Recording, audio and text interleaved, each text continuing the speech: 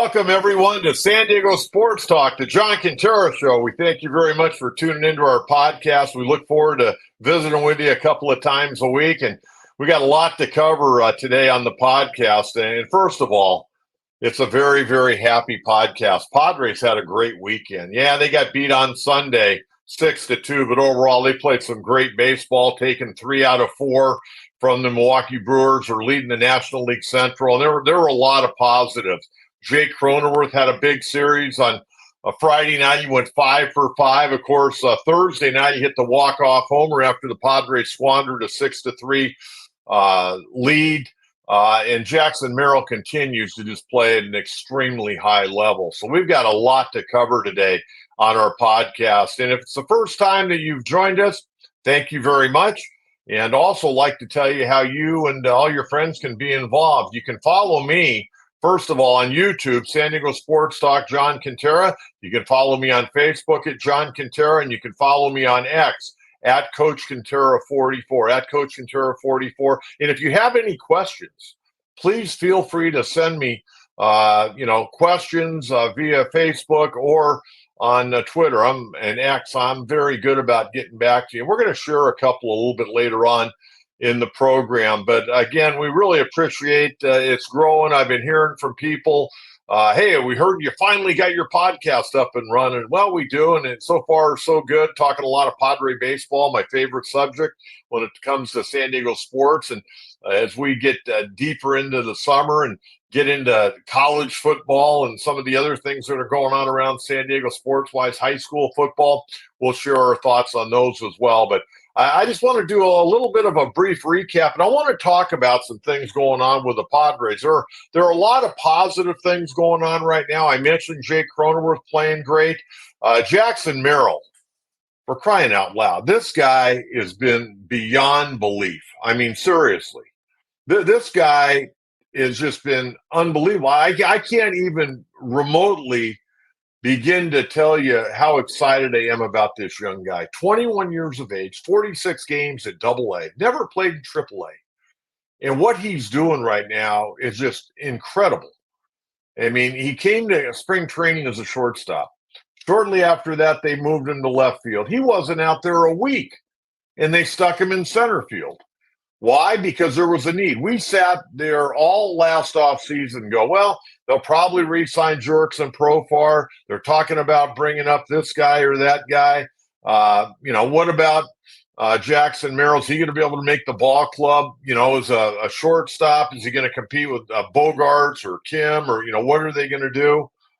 Then they said, well, you know what? They hadn't re-signed Profar yet, so they say, hey, Merrill's going to play left field. Then they signed Profar, and they go, hey, let's find. We don't have a center fielder. We don't want to go out and sign Michael A. Taylor or some of the other bargain basement guys out there. We're going to give Jackson Merrill a chance in spring training to see if he can play center field and win the job. The guy had a great spring training. He really did. And he has hit the ground running. He's been amazing. Absolutely amazing. I don't know if he's the leading candidate right now for National League Rookie of the Year, but he's got to be right there. In fact, this guy is playing so well. I was thinking about it the last couple of days. I mean, he's hitting all these home runs. Why couldn't this guy actually be an all-star? And you think about it, and we're going to get to Fernando, and he was out of the lineup again on Sunday after missing the game on Saturday because he got hit on Friday night in the third inning and eventually had to come out, got hit in the left shoulder. We'll talk more about that. But I'm thinking, is it realistic? Probably not. I got my Padre, brown and gold glasses on. Could 3 Padre outfielders make the all-star team? It's not going to happen. I understand that. And I understand with rookies, they normally, unless you're just some phenom and you come up with all the pop and circumstances, they don't let you go to the all-star game your rookie year. They usually say, you know what? You got to earn it. And, you might be a one-year wonder. You got to do it again. So maybe next year. And who knows? Maybe there's an injury this year he gets in. Profar deserves to be in.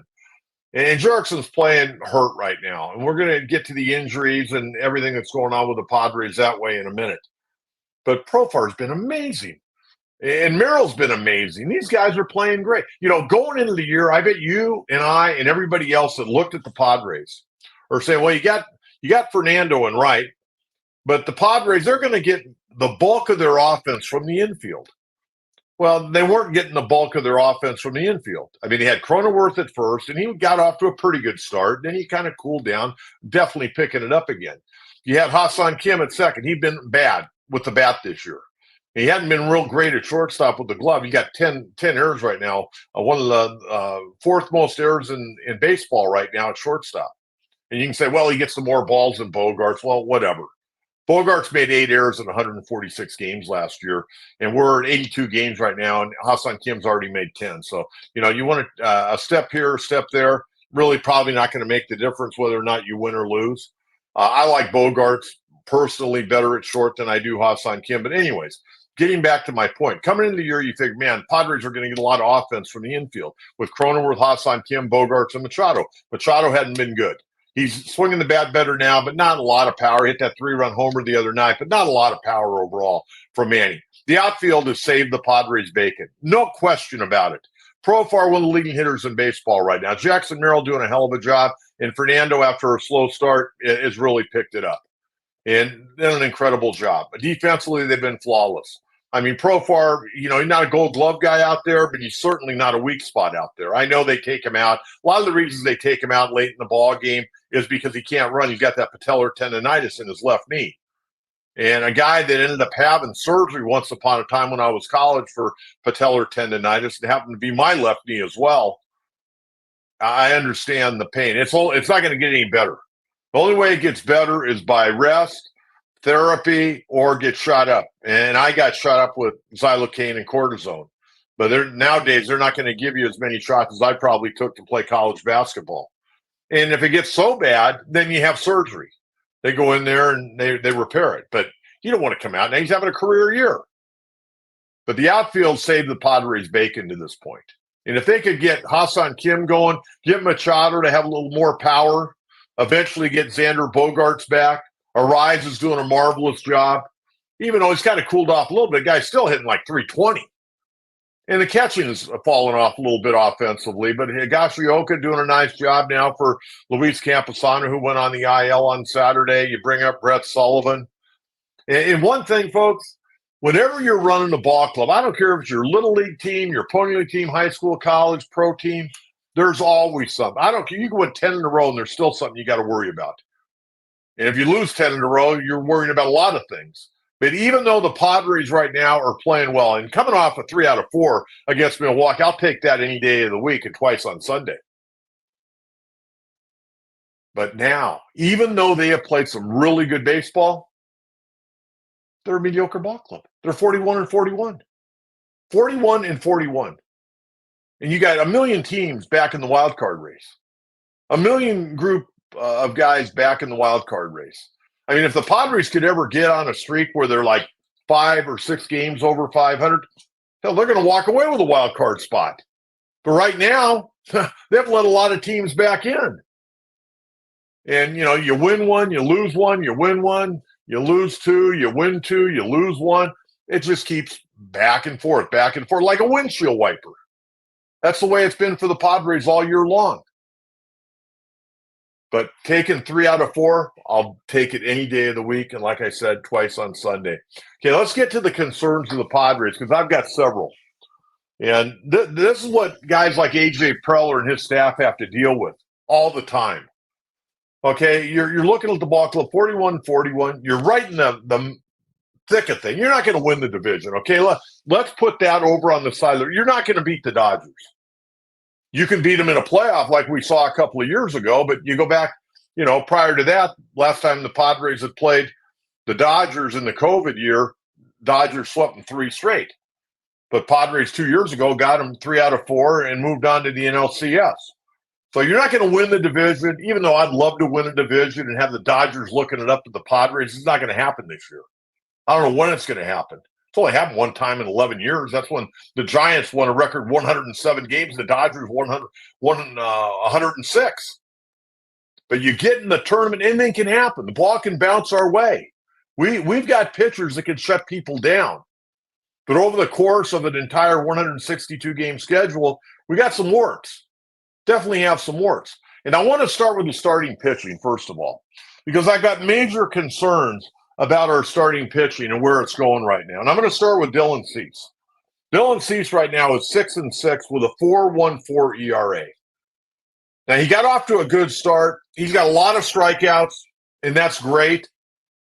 But I want an ERA of under 4. You get over the 4 mark, I start to get a little concerned. And you look at Dylan Cease, his ERA's been going up. His last few starts have not been great. Really, his last 5 starts, I think he's had one real good one there. Okay, right now, 6-6 with a 4.14. Now, a year ago, everybody said, well, he had a 4.58 with the White Sox because they sucked. Well, they did suck, and they sucked, by the way, this year, too. They're terrible. But his ERA is starting to climb back to that. Now, you go back 2 years ago, 2022, his ERA was 2.20. One of the best in baseball, was right in the hunt for the Cy Young. You know, who is the real Dylan Cease? Are we going to get the guy that was 4.58 last year? Or are we going to get the guy that was 2.20? Is he going to get better? I don't expect him to get it back down to 2.20, but let's get it down in the low 3s. What do you say about that? Because if he gets it down in the low 3s, we know he's doing a hell of a job. Then you got Matt Waldron. I got no problem with Matt Waldron whatsoever. The knuckleball doesn't throw that hard, 90, 92, 93. Let's say he's been the best pitcher. 5-6 record, 3.46 ERA. Last start against Philadelphia, Padres desperately needed to win. He went out there 7 innings, 5 hits, 1 run. Doing a marvelous job. We'll talk more about him because he's going to be pitching in this series against the Washington Nationals. Randy Vasquez, great effort on Saturday. 5 shutout innings. Randy Vasquez, 2-4 and a 5.10. Guys trying to learn how to pitch at the big league level. And he's getting better. As long as he doesn't fall behind in the count, strike 1 is big for him. He got to jump out 0-1. And then the other thing he has a tendency to do, and this is where the catchers have to stay on him, and the pitching coach need to stay on him. Attack, attack, attack. Don't nibble. You nibble, you fall behind, 2-0, 2-1, 3-1, and eventually they're going to get you. But I thought he pitched great on Saturday. Marvelous performance. And again, last year, his rookie year in the big leagues, and this is where it's going to come into play for Vasquez and for Michael King. Last year with the Yankees, the rookie, and I know he pitched more down in the minor leagues, but again, this is a different level, folks. This is not playing AAA or AA baseball. The intensity of every pitch at the big league level, especially when guys are on second and third base, I mean, it takes its toll out of you, mentally and physically. And Randy Vasquez last year with the Yankees, his rookie year, 37 2/3 innings. With his performance on Saturday, he's at 47 2/3 right now. He's already pitched more innings in the big leagues by 10 than he did all last year. We're not even to the All-Star break. So they're going to have to watch him. They're going to have to watch him, okay? Then you got Michael King, who pitched on Sunday, and you know, his stuff is not bad. I mean, every once in a while, he'll have a little bout of wildness, but his stuff is not bad. But he's 5-5 with a 3.75. Overall, he's done a good job. But he also is a guy you have to be a little bit concerned about. A year ago, with the Yankees, he threw 104 2/3 innings, a career high last year with the Yankees. Prior to that, his career high was in 2021, where he threw 63 1/3. This year, he's thrown 90 1/3. And again, how many innings are the Padres going to allow him to pitch over that 104 2/3 that he threw a year ago? I would think his number has to be somewhere, I mean, realistically, probably in the 140 to 150 range, but they're going to be watching a lot of things. They're going to be watching his velocity, his location, his spin rate, command. There are going to be a variety of different things that the front office and Ruben Niebla will be navigating with guys like Michael King and with Randy Vasquez. And I'm thinking, because I'm going back to when Chris Paddock was here, and he had thrown, I want to say, 104 innings one year, and they were trying to calculate how many more innings could he pitch, and I think they said, well, maybe 137. But a guy like Michael King, he's not a young guy. He's 29 years of age. So he's been around. He can probably take it from the 104 innings a year ago up to, somewhere in the 140s, maybe even hit 150. But if you're a playoff team, what is that going to do? So there's, like I said, there's so many things to navigate when you're running a front office and you're the pitching coach. Adam Mazur, option back Friday to El Paso. Good move. You know what? The kid got his feet wet. He got his feet wet, but he got to go back and work on some things, a variety of different things. Number one, you got to throw more strikes. Got to pound the strike zone. Got to trust his stuff. He was up here for 4 starts, 0-2, and a 7.27 ERA. The numbers were not good. 17 in the third innings, 18 hits, 14 earned runs, 16 walks, 11 Ks. Not an overpowering pitcher, but 16 walks along with 18 hits and 17 in the third. That's not going to get it done at the big league level. Flat out not going to get it done. A whip of 1.96 and gave up a couple of home runs. But you know what? Young guy got his feet wet. He knows what to go back down to El Paso and work on now. So it was a positive. It was a positive because the other night they ended up winning the game even though his numbers weren't good. So anytime a young guy can come up, get his feet wet, and even though they're going to get banged around a little bit and they got to the big leagues. They got on the mound. They were able to breathe. They were able to throw the ball. Now he can go back, and next time the bright lights come up, he's going to know what to expect. He's still going to be nervous and want to go out there and do well, but he's going to know what it's like because he's already walked into a big league clubhouse. He knows everybody as he sits in his cubicle, and he'll be much more relaxed. So Adam Mazur, not a great first time to the big leagues. He had a great start against the Angels. And then subsequently, his next 3 were not good. But overall, I'm glad he got his feet wet. Okay, let's get to 2 guys that I think are real key to the Padres. And Yu Darvish, he's going to come off the IL on Tuesday night and make the start. Middle game of the series against Washington. I'm not even going to give you his stats from Fort Wayne. If you saw the production the other day, it was bad. He didn't pitch well. He threw 49 pitches. They were hoping, for maybe 60. I've heard even maybe 75, but it wasn't pretty.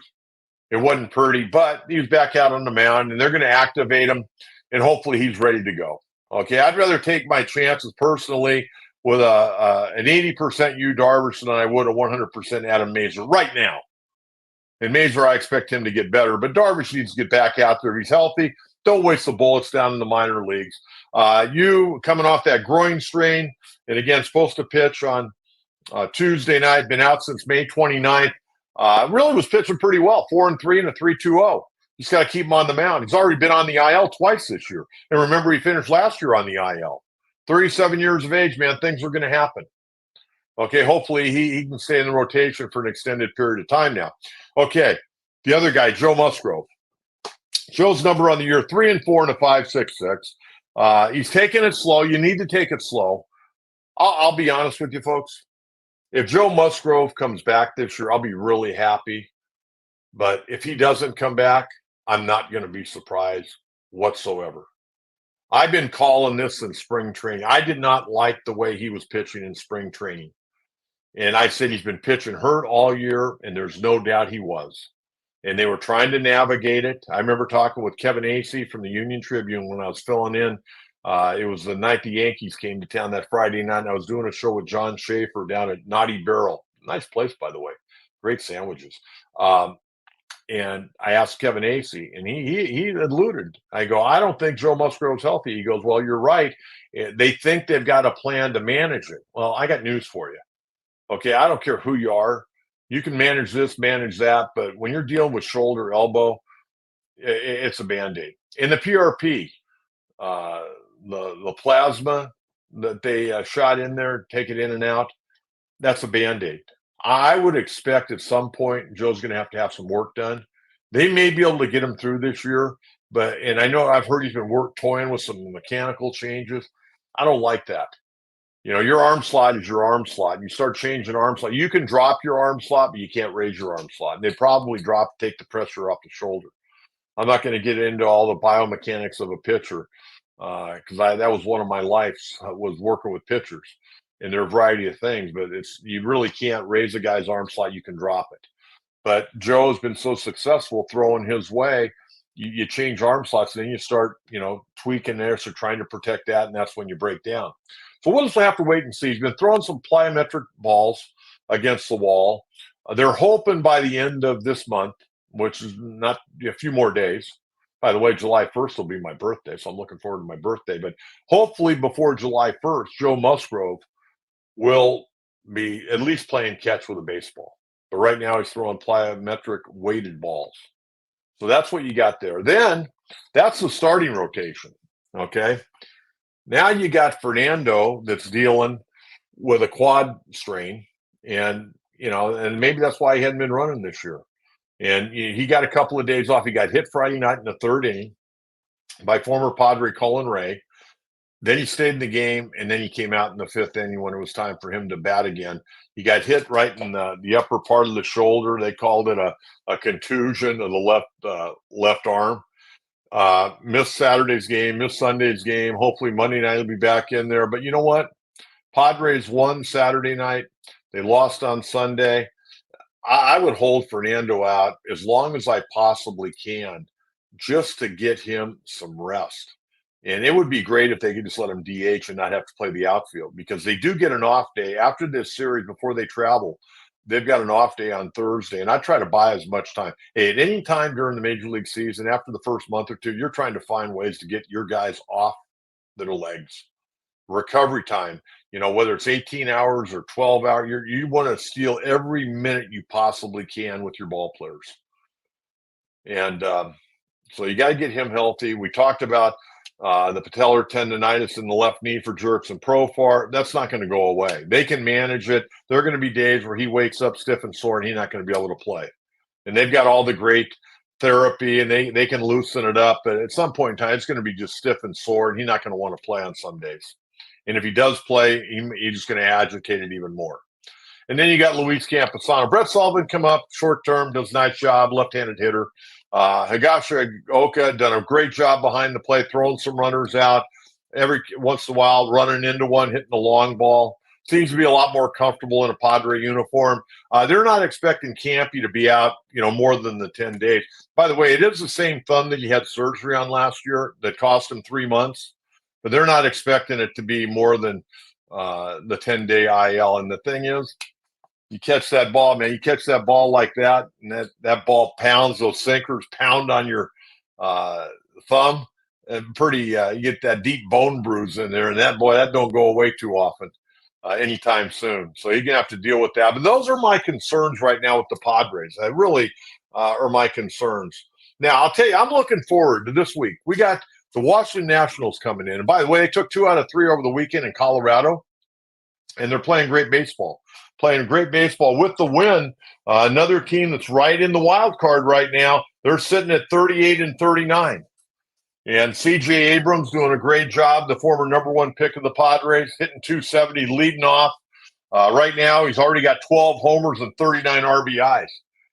Think about this. When CJ Abrams was with the Padres, did you see him being a guy that could hit, maybe 20 or 25 home runs? He's hit 12 home runs already. He may end up hitting 25 home runs this year. That's awesome. That's awesome that kid has developed. He's still got some problems at shortstop. Still doesn't have the strongest arm. And, he's not a great defensive shortstop. He's working at it. But the one thing about the Washington Nationals, they got a bunch of grinders. Their manager's a grinder. Davey Martinez, tough, hard-nosed guy. Good guy to play for if you bust your hump. So that'll be a good series. It's going to be a good series. And you got Mackenzie Gore coming in, and he, of course, in the rotation, going to pitch on Tuesday night. I remember when he pitched his first game against the Braves at Petco Park. I was at that game. That was kind of cool. I enjoy it. He's a good kid. Both these guys are good guys. And I'm sure they'd like to stay with the Padres, but they went in the Juan Soto deal because you had to give Washington something good. I mean, and they gave him James Wood, too. James Wood's another guy that's down in the minor leagues tearing it up right now. One of the top prospects in all of baseball. Big, 6'7", center fielder. They think he's going to be the left-hand hitting Aaron Judge. I don't know about that one, but he's an awful good young ball player, and he had to be getting called up before too long. Okay, let's talk about the pitching matchups in this series. You've got Monday night, you got left-hander Patrick Corbin. And for National fans, yes, it's his final year under contract. Not been the same since they won the World Series. They gave him that big contract to come over there. He had a good year his first year, and it's been dismal ever since. This year, Patrick Corbin, 1-7 and a 5.60 ERA. Padres should, well, he is left-handed, so I'm not going to speak too soon, but he is left-handed in the Padres. They have not fared well against left-handed pitching, but 1-7 and a 5.60. You got to do some kind of damage, don't you, if you're a Padre? He's going to go against the Padres' most consistent, hottest pitcher right now, right-hander Matt Waldron, 5-6 and a 3.46. Last 8 starts, guy's been amazing. Absolutely, he's been as good as anybody in baseball in his last 8 starts. His ERA just continues to come down and down and down. I think a lot of you, I didn't think that Sen, I thought he'd be the long guy, but I think a lot of you after his first few starts kind of figured he'd spend the summer in El Paso. Not happening. This guy's learning how to pitch. He knows how to pitch. That's why I enjoy watching Matt Waldron pitch. He's a pitcher. He's not a rock thrower out there. The guy knows what he's doing. He knows how to mix and match and, works in that knuckleball here and there. As long as he gets ahead, man, he's dynamic. And he sends a lot of guys back to the dugout pretty frustrated. So Monday night, you got Corbin against Waldron. Tuesday night, 6:40, you got left-hander Mackenzie Gore. 6-6 and a 3.49 going against the right-hander Yu Darvish coming off the IL with that left groin strain. Yu 4-3 and a 3.20. Wednesday afternoon, final game in the homestand. 1:10 first pitch. Left-hander DJ Hers, 1-1 and a 4.50 for Washington. And the Padres will counter with right-hander Dylan C, 6-6 and a 4.14. Dylan really needs to have a good outing. He's not pitched well lately at all. Not pitched well at all. Okay, let's talk a little bit about the postseason. Okay, the 3 division champs get in, and then you have 3 wild cards. And I'm looking right now, and I got to tell you, it's going to be a dogfight. It's going to be a real dogfight to win the wild card spot. And I'm looking at them as we sit here on June 23rd. Most of the games in the book today, you got the Atlanta Braves, the number 1 wild card. You got the Cardinals, number 2, and you got the Padres at number 3 at 41-41. But you got the Nationals at 38-39. You got the Diamondbacks at 38-40. The Pirates 37-40. The Cubbies 37-40. The Mets playing better baseball 36-39. And then you got the Reds and Giants. They both have 36 wins right now, 36-41 for the Reds, and the Giants 36-42. Padres have played 82 games.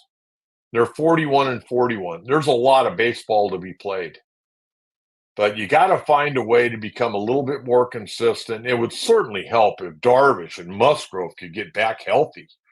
And guys like Michael King could continue to pitch well, even though there's probably innings limit on them. And, I think the other thing, AJ Preller at some point in time, and I know he's talked about getting that left-hander from the White Sox, Garrett Crochet. You're going to have to make a move either as a starter or reliever. You can't keep bringing these relievers in the 5th inning. Your starters are going 4 1/3, 4 2/3, even 5. These guys are going to be on fumes by August and September. And then if you get to the playoffs, there's not going to be a whole lot left. Yeah, a little natural adrenaline will kick in because it's a playoff. But, man, I'll tell you what, you can't wear these guys out in July and August and September. You've got to go a little bit deeper into ball games. There's no question about that.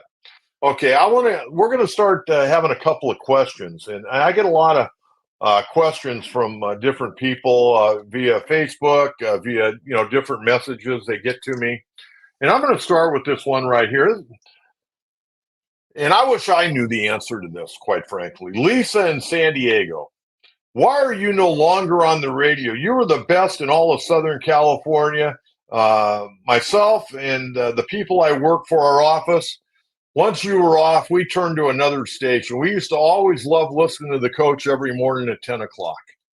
Well, first of all, Lisa, thank you very much. And please tell the folks in your office that I certainly appreciate that, and I'm humbled by that. I get that question out in the public every day, no matter where I go, whether I'm in a restaurant or I go into a convenience store and somebody recognizes my voice, or I'm on the sidelines at one of my grandkids' athletic events. I don't really know, other than I was going to be 65 years of age. And they had asked me the year before, when I was 64 after the Padres season, if I was, thinking at all about retiring? I go, absolutely not. Why would I want to retire? I love talking Padre baseball. I love talking Aztecs. I love talking about all the different sports. And my Lakers got a new coach. I'm a little shaky about that one. I got to be honest with you. But and then this year, right after the Padres season was over, I got let go. I got notified that I was let go. And when I was notified, I told the powers to be, I go, I don't understand this. I go, I've got historical ratings in midday sports talk dating back to 1990. I had the highest ratings of midday sports talk in the history of San Diego. Believe it or not, going back to 1990 when Extra Sports 690, the station I was on, we got on the air. And then I was at 1090, and then I was at my last employer. But out of all those great shows, and I mean, there were Steve Hartman, Chet Forty, Bill Werndell. I mean, I could go on, Darren Smith, all those guys. I had the highest ratings ever in midday sports talk. And 6 days prior to being notified I was going to be let go, it came out in Barrett Media. I don't know Barrett from a cricket out in my front yard, but he wrote in about our station and how good we were doing and how I was number one in my time slot. And then 6 days later, I was let go. I was number one out of 30 stations in 25 to 54. But you know what? I guess ratings don't matter to the station I was working for. I think they're starting to find that out a little bit, but that's what I hear. But I couldn't tell you, but that's what I'm hearing through the grapevine. But Lisa, thank you very, very much. I certainly appreciate the kind words, and please pass that on to all the folks you work with. Okay, the next one, Joseph in Normal Heights. Do you think AJ Preller is running out of time? Well, that's an interesting question because AJ has been here, and AJ's been here since August 5th of 2014. Now, that 2014 season, we're not going to hold that against him because he got the job and he barely knew where the press box in his office was at that point in time that year. And then 2015 is when he brought in Matt Kemp and James Shields and Justin Upton and all those guys. And the thing I never quite understood on that was he brought those guys in and they were 32 and 33 and they fired Buddy Black. And if you recall, the day before, Jock Peterson, then playing center field for the Dodgers, made like a Willie Mays catch. And if that ball drops, Buddy's 33 and 32 on that Monday. Does he get fired? And then they brought in Dave Roberts for one night to manage against the Giants, and they got beat, I think it was 9-1. And then they brought in Pat Murphy, who's now leading the charges for the Milwaukee Brewers, leading them. And when he brought in Pat Murphy, I wrote down Pat Murphy inherited a ball club. Buddy was 32 and 33. Dave Roberts was 0 and 1. So the team was 32 and 34. And then Pat Murphy came in and he managed them 12 games under 500 at 42 and 54. So that obviously didn't work. And then they started, finally they started blowing guys out of here and moving guys. And, thank goodness they moved James Shields and were able to get Fernando. Nobody knew how good Fernando was going to be. But as far as AJ, got to win. They spent a lot of money. They've wasted a lot of money here, quite frankly, in my opinion. I think AJ Preller's a really smart man. I like him personally, but there are very few general managers that I can think of that have kept their job for a decade and not won something significantly. And when you think about it, really, the only thing the Padres have won significantly. Now let's think about it, and let's be fair. Okay, they got in the playoffs in COVID, and that was great. They beat in the first round. They beat a very mediocre, not real great Cardinal team, not one of the better Cardinal teams you would ever see. And then they got swept by the eventual world champion Dodgers. And the Dodgers went on and, took care of business. But I look at the most significant thing that AJ has done as far as winning was winning that series against the Dodgers in 2022. Okay? That was it. And then they got beat 4-1 by Philadelphia. So since August 5th of 2014, let me read this to you. And believe me, I'm not trying to throw AJ under the bus because I like him. He's got 2 more years on his contract through 2026. But at some point in time, you got to win something. And, I don't want to see the same cycle. Bring guys in, trade good prospects. Things don't work out, and we got to trade more prospects to bring more guys in. It's just a revolving, vicious cycle for me. Maybe you don't agree with that. To me, it seems like this same thing every 3 years. It's a different group of guys going somewhere else. Okay.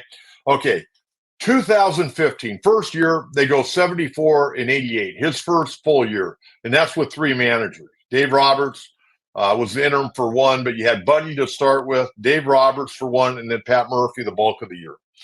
Next year, 2016, Andy Green's first year, 68-94, 5th place, 23 games back of the Dodgers.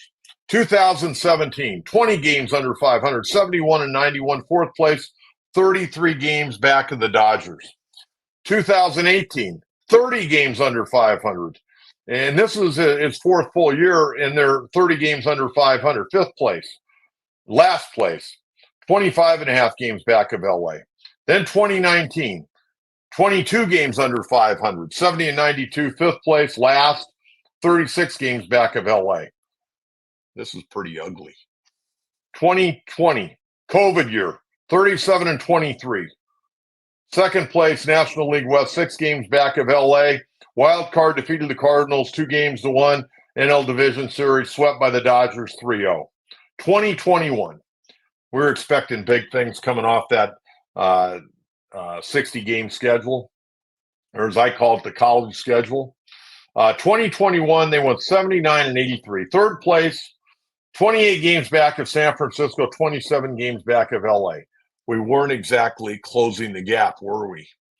And then last year, or 2 years ago, 89-73. 2nd place, 22 games back of LA. Dodgers won 111 that year. And the Padres got in. Wild card eliminated the Mets in the first round, 2-1. Division Series took down the Dodgers 3-1, and then lost to the Phillies 4-1. So really, you could say the Mets too. That was a big series, beating Buck Showalter and the Mets. But significantly, they got everybody fired up here in San Diego when the Padres beat the Dodgers. Okay, that's where you stand right now. And then this year, you're sitting at 500 at 41-41. Okay, that's where we're at. So we tried to dispense a lot of good information for you today. We'll be back. We'll have another podcast up following the game on Wednesday, the afternoon game. It should be up right around 6 o'clock that night. I want to thank everyone for tuning in. Reminder, the John Kentera Show YouTube channel, San Diego Sports Talk. And again, you can also check me out on Facebook, the John Kentera, and also on X at Coach Kentera 44. Until next time, have a great week, everyone. A great weekend for the Padres, taking 3 out of 4 from the NL Central Milwaukee Brewers. And C.J. Abrams and the Washington Nationals in town Monday, Tuesday, and Wednesday afternoon. Until our next podcast in the middle of the week, have a great week, and thanks for tuning in. Bye-bye.